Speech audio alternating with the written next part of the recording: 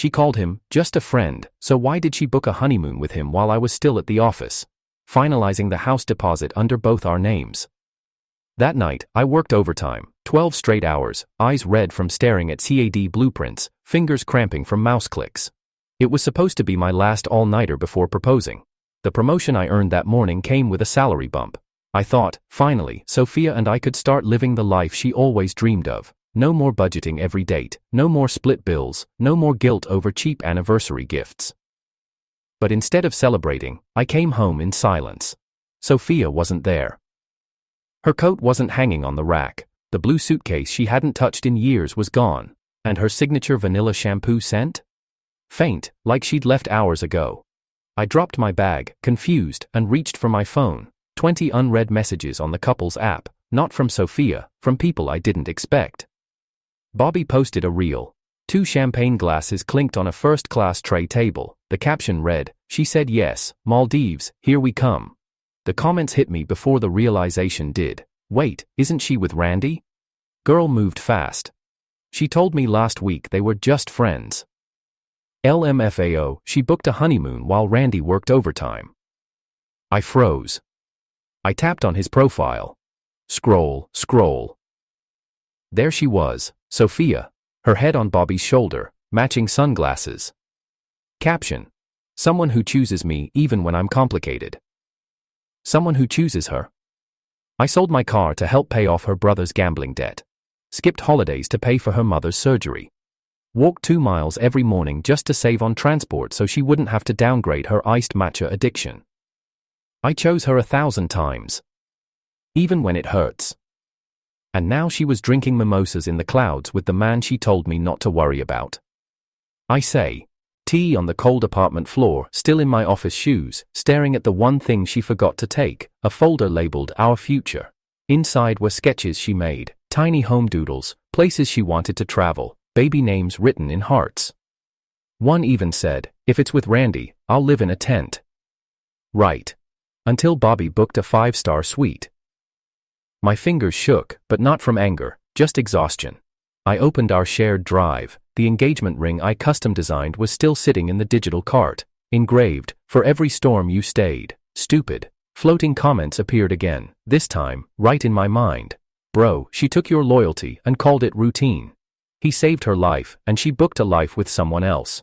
Watch her crawl back the moment it crumbles. Do not take her back." I stood up, took a long, deep breath, and typed 4 words into the group chat she never left. "Happy honeymoon," he won. No emojis, no punctuation, just silence after that.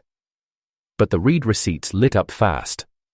First her friends, then her, then Bobby. And finally, Hannah. I forgot she was still in that group, Sophia's best friend, the one who always warned me in her own quiet way. She sent a private message. I told her the day you missed your own birthday, just to surprise her mom in the hospital, that she'd never find anyone better than you. Then a second. "If you need someone to talk to, I'm here, I mean that." I stared at her words, then at Sophia's last message, sent just 2 days ago. "Don't stress so much about money, I'd marry you broke." And yet, apparently not rich enough for her to stay 1 more week. I turned off my phone. I walked to the fridge. I opened a beer. And toasted it to the woman who traded patience for prestige, and booked a honeymoon while I finalized her forever. My name is Randy Chen, and I never thought I'd end up being the man who got traded mid-climb. I'm 29, architect, I don't drink often, don't cheat, don't lie. I floss nightly and call my mom once a week. I've worn the same pair of sneakers for 4 years because I'd rather save for Sophia's birthday than buy new ones. I used to believe that if you gave your all to the right person, they'd protect it like treasure. Sophia proved me wrong. We met when I was 23 and Sophia was 21. I was working part-time at a design firm, barely surviving off instant noodles and preloaded Subway cards. She was doing her final year of interior design and came in as an intern. The first time I saw her, she was standing in the sample room with color palettes scattered around her like rose petals. Her eyes were sharp, observant, but she smiled like she hadn't been burned by the world yet. Confidence, loud, a little reckless. I remember thinking, she's going to get everything she wants. Turns out, I was part of that list. We started slow, lunch runs, project critiques, nights spent discussing whether Scandinavian minimalism was overrated or not. She told me she liked how I listened, how I never talked over her like the other guys. I liked how she always took the window seat and made sarcastic comments under her breath when our manager praised people who stole ideas. We fit. Not explosively, but deeply. Like a song you play quietly on loop until it becomes part of your rhythm. She asked me out. I said yes, already halfway in love. We moved in together 8 months later, split rent, joint chores, shared Spotify. She decorated the living room with thrift store frames and lit candles every Friday. I bought a small coffee machine because she hated instant coffee. We were young and broke, but the kind of broke that still laughed together under heavy coats on cold train platforms. The first sign came in year 2. I remember it clearly. Sophia got promoted. It was a huge deal, her first client-facing role.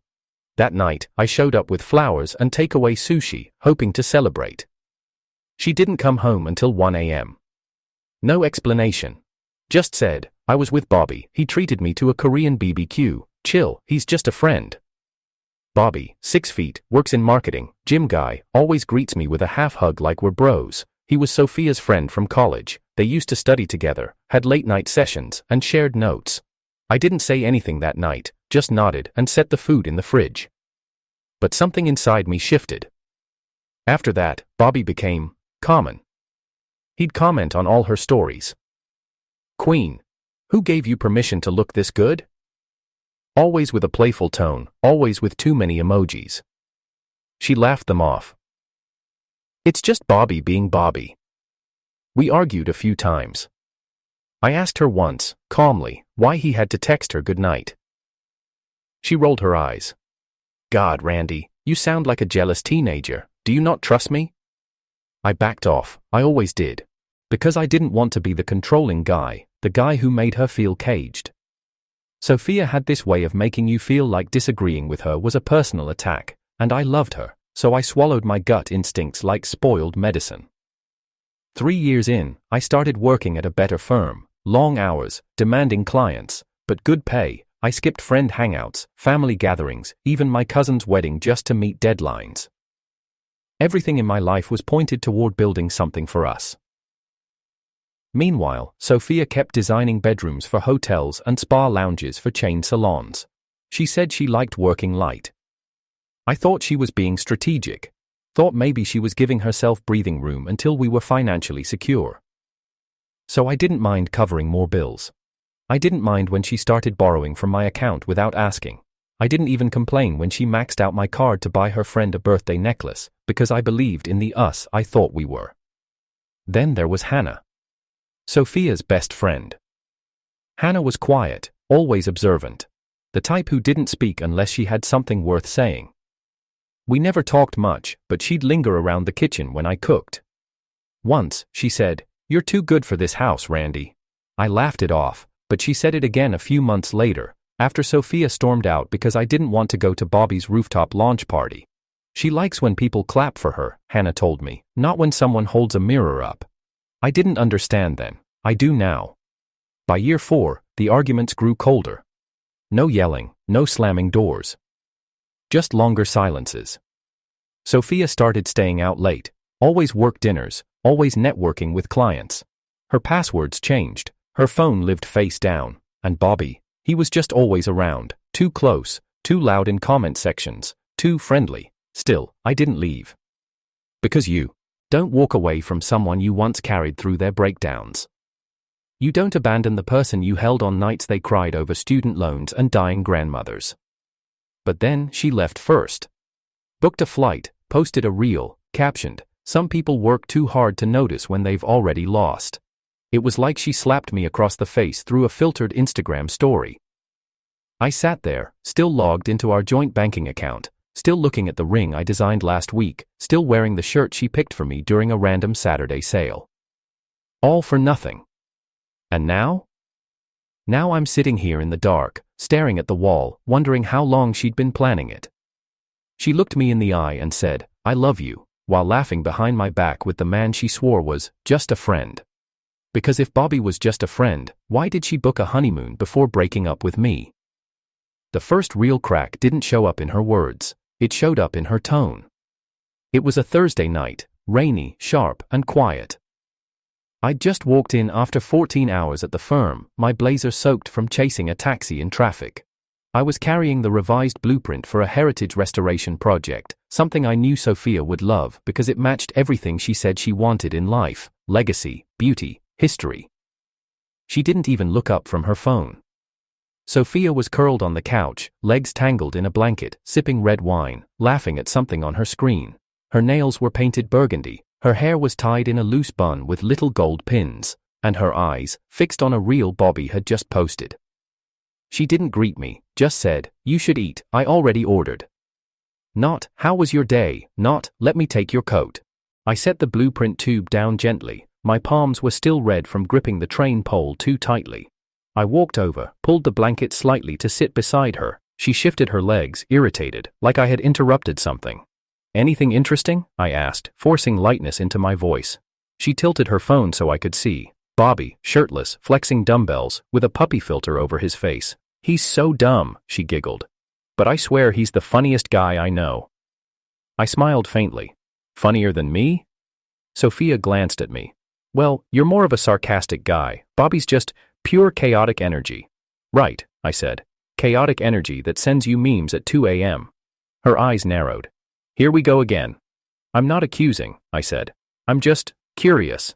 You've been out with him 3 times this week." "Work dinners," she replied, brushing hair from her face. "He's helping me pitch for that resort project, you know that." "Right," I repeated, my voice quieter now. "Just didn't realize resort designs came with champagne and rooftop toasts." Sophia stood up suddenly, wine in hand. "Are you going to start tracking my footsteps now? Want my location? Should I install a body cam?" I didn't reply. She kept going. "God, Randy, I can't breathe with you sometimes. You act all chill, but you monitor every move I make." "I asked a question," I said calmly. "If it makes you this defensive, maybe I already know the answer." That was the first time she didn't sleep in our room. She slammed the guest room door behind her. I stared at the half-full wine glass she left behind, lipstick smudged on the rim, and wondered if I had just overreacted, or if I was slowly waking up. The next day, she didn't speak to me, but her Instagram did. A carousel of photos, Sophia at a rooftop bar, drink in hand, city lights glowing behind her.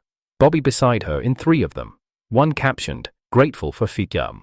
Reens who show up when you need a laugh."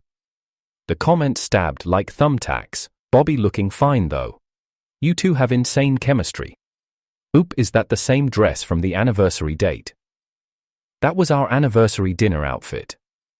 I sat at my desk at work, staring at the screen. My colleagues were busy discussing deadlines. My phone buzzed. A text from Hannah. "You okay?" I didn't reply. Instead, I texted Sophia, "Can we talk?" No reply. I sent another, "Tonight?" Still nothing. At 11:43 p.m., she walked in wearing a satin dress I'd never seen before. Her cheeks were flushed, her perfume loud. She kicked off her heels like she didn't care who she woke. I stood in the hallway, watching her. She finally looked up. "Why are you staring like that? You ignored me all day." "I was busy," she said, brushing past me. "You're not my parole officer." That was the moment it hit me. This wasn't miscommunication. This wasn't a misunderstanding. This was detachment. She wasn't checking out. She had already left, just hadn't packed yet. The next morning, she was gone. No note, no call. I assumed she was with Bobby, and for the first time in years, I didn't text to ask. Instead, I went to work, poured myself into revisions, and stayed late. I told myself I was being mature, professional, that maybe space would cool things down. But when I opened Instagram that night, what I saw didn't just hurt, it humiliated me. Sophia posted a video, a boarding pass, first class. Bobby tagged her in a story, "Surprise honeymoon, she deserves it all." I blinked, read it twice, then read it again. My phone trembled in my hand. Not from rage, not yet. But from something deeper. That quiet, sinking feeling of betrayal so intense it makes your lungs forget how to expand. The floating comments came again. In my head. Always in my head. He really worked late while she worked angles. Just a friend flew her out before she broke up. The girl was playing chess, the man was solving floor plans. I scrolled. Another reel, her laughing on a boat, him wrapping an arm around her waist, their glasses clinked. Caption, with the one who gets me. They booked a honeymoon before I even got the chance to propose. That night, I didn't go home. I didn't text anyone, I just walked. 4 miles through the cold, under flickering city lamps, through puddles and past couples and neon signs that looked like broken promises. Somewhere between mile 3 and 4, my mind went blank. And when I got home, our home, I didn't even turn on the lights. I just stood in the dark, staring at the suitcase in the closet. The one I bought her 2 years ago for our supposed future. It wasn't there. Sophia had already taken it. So when she finally texted the next morning, "Hey, can you water the plants while I'm away?" I didn't respond. Instead, I logged into our joint account and removed her access. Then I logged into her social media account because she had forgotten to log out of our shared iPad and changed the bio. He was just a friend, until she needed someone with less patience. It stayed up for 5 minutes before she deleted it. But that was enough. Because people noticed. And for the first time since this whole thing began, Sophia's friends started liking my posts. I didn't cry. That was the strange part. Not a single tear fell. Not when I saw their photos, not when the news reached our mutual friends, not even when Hannah texted me late at night asking if I'd eaten. I thought grief would be loud, violent. But mine came quietly, like slow poison. It sat in the center of my chest, pressing just enough to remind me I'd been gutted. I went to work, I answered calls. I smiled when clients praised my designs. But the weight never moved. Like an invisible hand cupped around my throat, keeping me from breathing too deeply. Every time I saw a couple pass by or heard someone laugh the way she used to, I'd flinch without realizing it. People around me noticed something had shifted. My co-workers stopped joking with me. My project manager offered me fewer presentations. Like they sensed I was unraveling, just waiting for the last thread to snap. But I didn't snap. I just slowed down. Food stopped tasting like anything. The music we used to listen to in the car now played in elevators, cafes, and Uber rides, each time like a quiet slap to the back of the head. The worst part, I still reached for my phone to text her, out of habit, out of muscle memory, like how a man who's lost a limb still feels the pain in something that's no longer there. There was this one night. Late. I sat on the floor of the living room, the one she decorated, still covered in soft beige throws and scented candles that now smelled like a lie. I scrolled through my gallery, our pictures, beach days, takeout nights, sofa selfies, and then one video. Her birthday. This year we couldn't afford much, so I made her dinner at home. She cried when I lit the candles, kissed my forehead and whispered, "I'll never leave someone who works this hard just to make me smile." Funny. 2 years later, she left while I was making blueprints for our future. I couldn't bring myself to delete the video. Not yet, maybe not ever. That was the confusing part, feeling pain and still craving the cause of it. Loving her felt like holding a rose with bloodied hands. You want to let go, you need to, but you keep holding on, hoping the beauty will outweigh the bleeding. It didn't, and the floating comments returned, always when I was alone. You should have walked the moment she defended, just a friend. She had one foot out the door, and you were still building her a staircase. Bro, stop looking at old photos. She booked a honeymoon before a breakup. Let that sink in. I hated how right they sounded. But nothing hurt more than seeing how easily she moved on. Her smiles weren't different, her eyes didn't look duller. If anything, she looked freer, lighter, like I'd been the weight, not the wings. One afternoon, I bumped into Hannah near a bookstore. She looked startled, like she didn't expect me to still be in the same city. Maybe she thought I'd run, or worse, beg. Instead, I just nodded. Said hi. She hesitated, then said, "She's back." I didn't react. She told everyone the trip was just spontaneous, Hannah added. Like it wasn't planned for months, like Bobby wasn't in the background since last year. I said nothing, there wasn't much to say. She said you went this, too serious, too stable. That she wanted excitement. Stable. That word stung more than I expected, like it was a curse, like building a future, showing up, keeping promises, was boring. I finally spoke. So she chose adrenaline over loyalty. Hannah sighed. No, she chose chaos. She doesn't realize it yet, but she will. And maybe that's what I wanted to hear, that she would regret it. That one day she'd look around and realize Bobby couldn't fix a leaking faucet or stay up till 3 a.m. talking her down from a panic attack. That being loud in love doesn't mean lasting in love. But that's not how heartbreak works. You don't heal because they suffer, you heal because you start loving your peace more than their presence.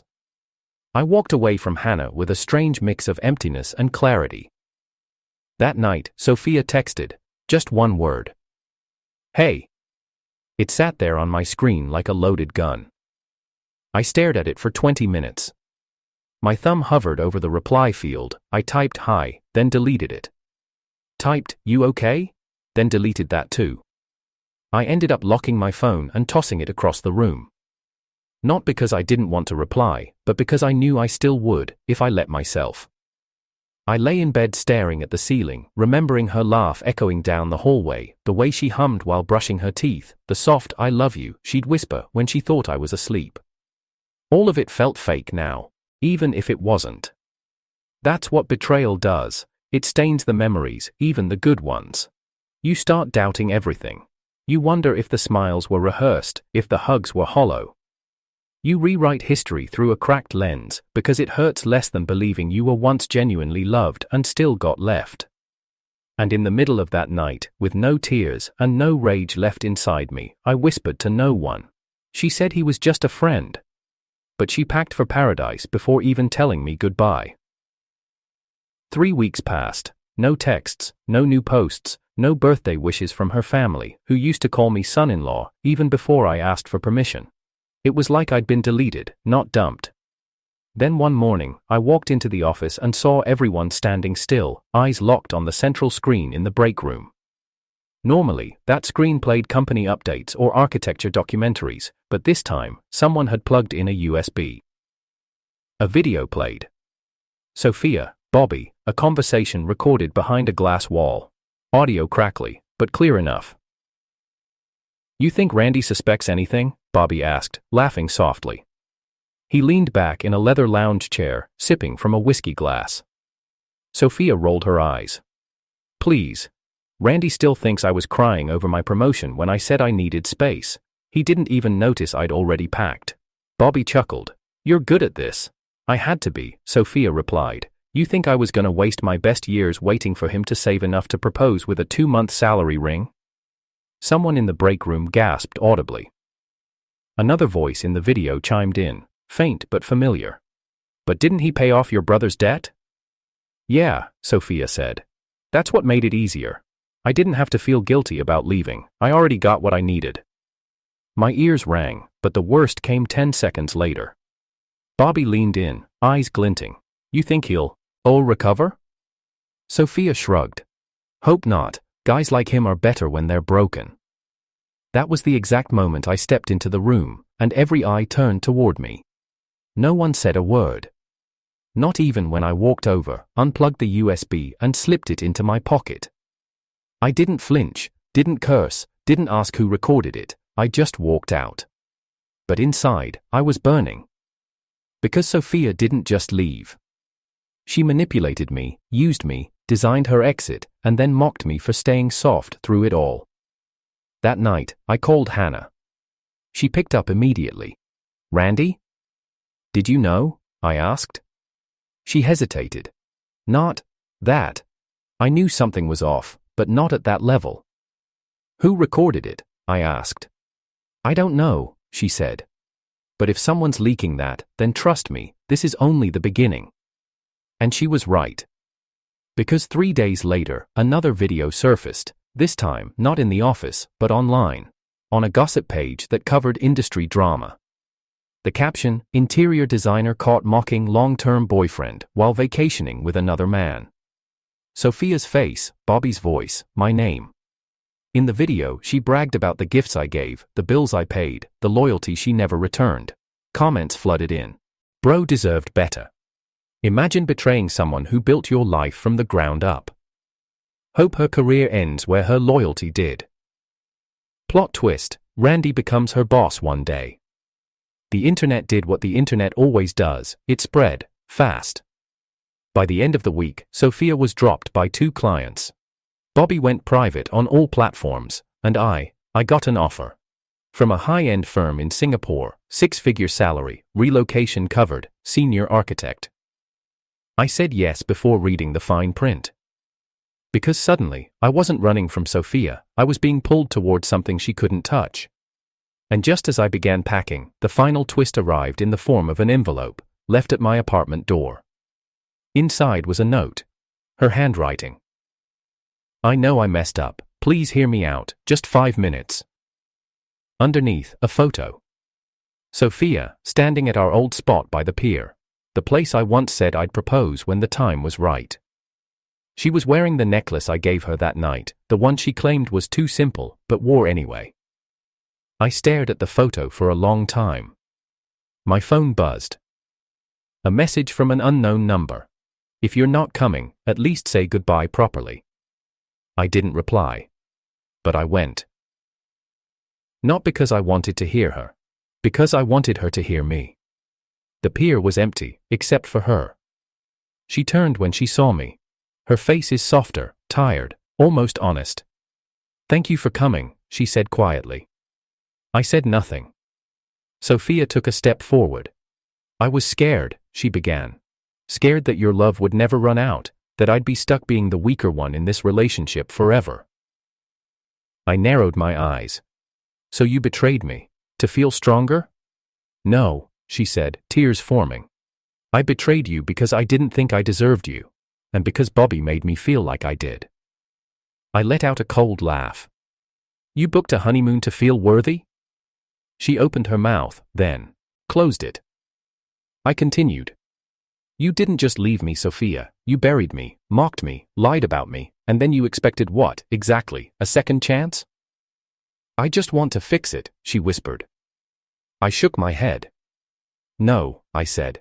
You don't get to fix what you deliberately broke, you don't get to walk through the ruins of my trust and decide it's worth rebuilding now that the cameras are off and your clients are gone. She flinched. I stepped closer. You said you hoped I wouldn't recover, I said softly. Let me return the favor. I hope you do. I hope you recover fully, so you can live with the memory of what you destroyed when it was finally whole. Sophia's lip trembled. I turned and walked away. The last thing I heard before I left was her sobbing into the wind. But I didn't look back. Because sometimes, the deepest revenge isn't rage, it's a success, and peace, and choosing to never be that soft again. The last time I saw Sophia, she was crying by the pier. The next time I saw her, she was on her knees in front of a boardroom full of executives, clutching a folder with her rejected project proposal, trembling as she tried to explain why the resort design she'd submitted had elements suspiciously similar to a concept I had created months ago, before I left the firm. Let me explain how we got there. When I moved to Singapore, I didn't plan revenge. I told myself I was done, that I had nothing left to prove, but people talk, whispers travel, and even on the other side of the world, I heard things. That Bobby had been fired from his firm after a client's wife came forward with screenshots. That Sophia had quietly reapplied to multiple agencies across Asia, desperate to escape the fallout of that leaked rooftop conversation. That one company had taken her in, impressed by her portfolio. My portfolio.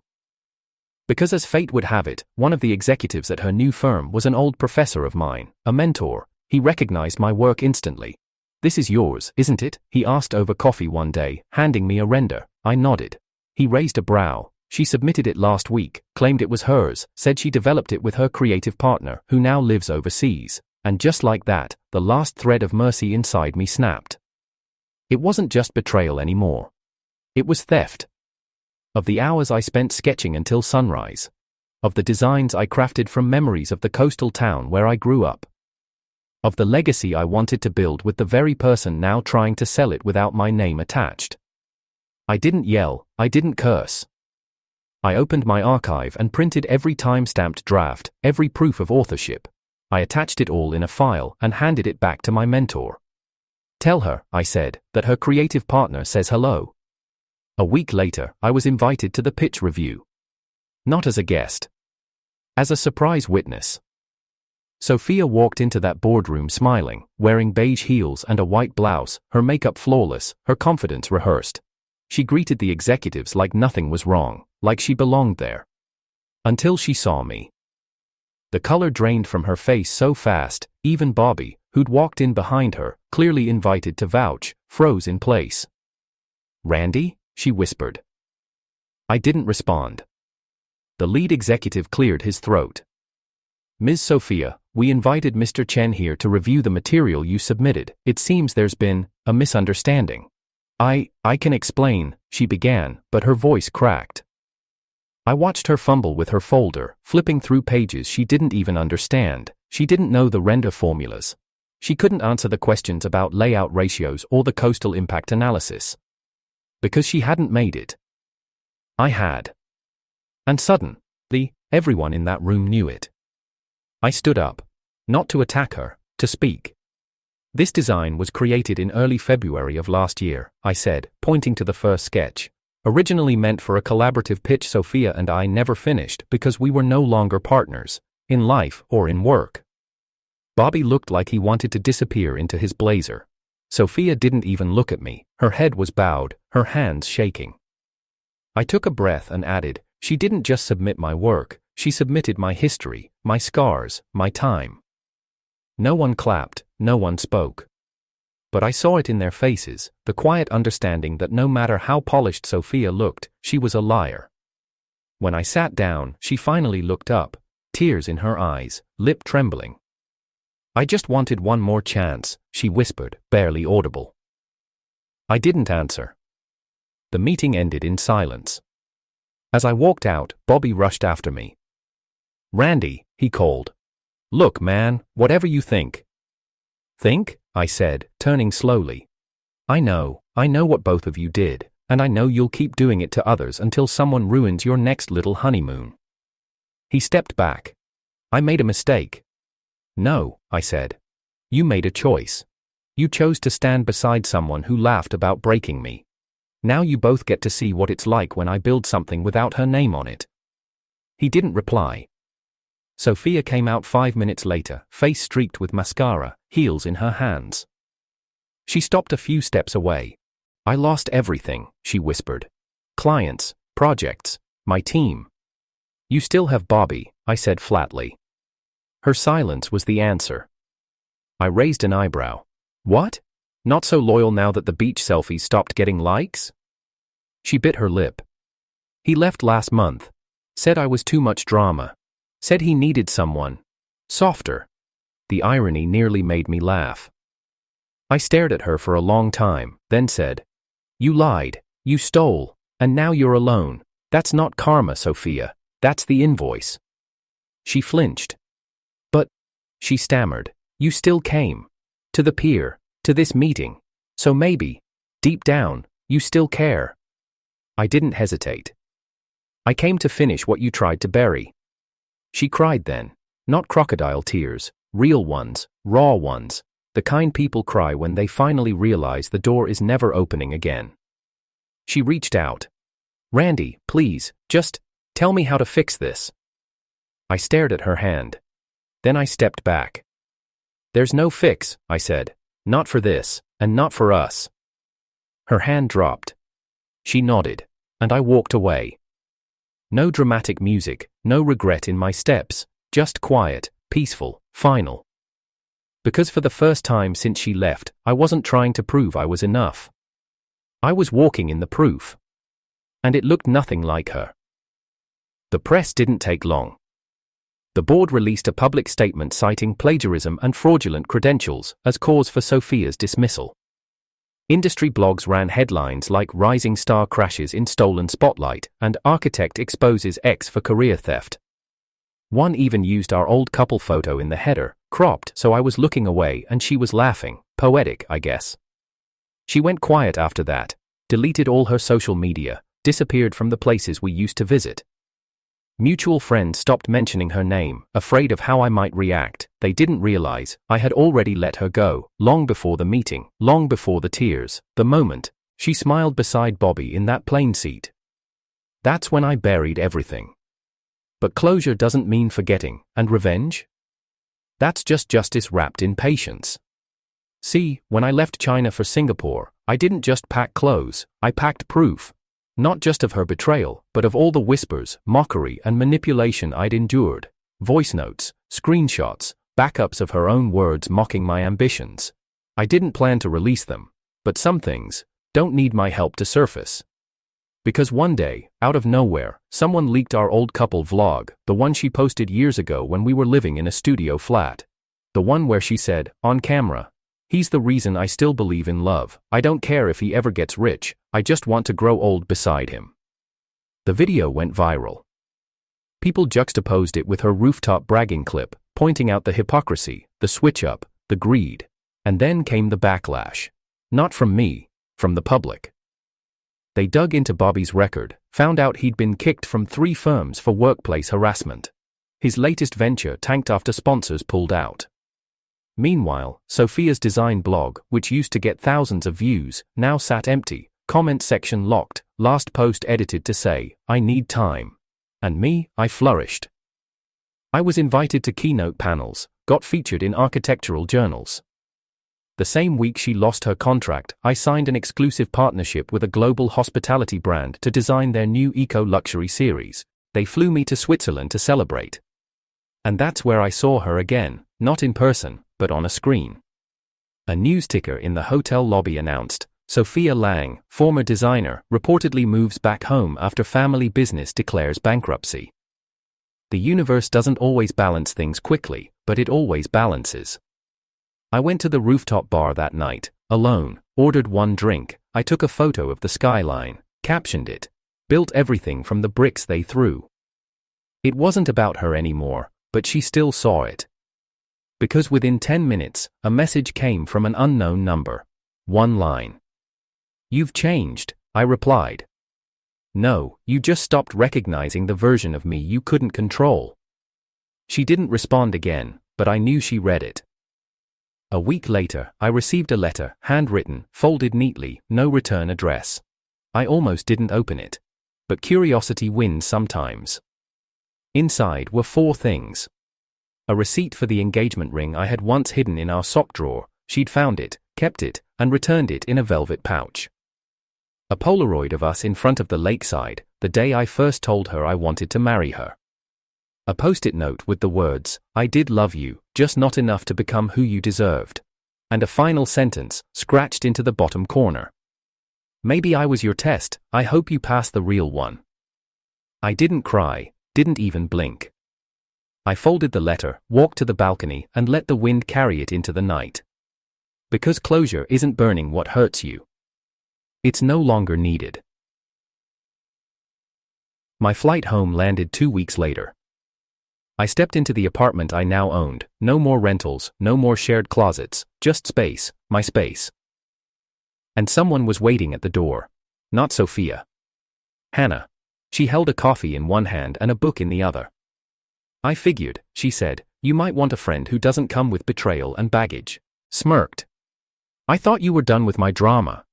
"I never said that," she replied. "I just didn't want to get caught in your storm. But now that it's over, maybe I want to walk in your sunshine."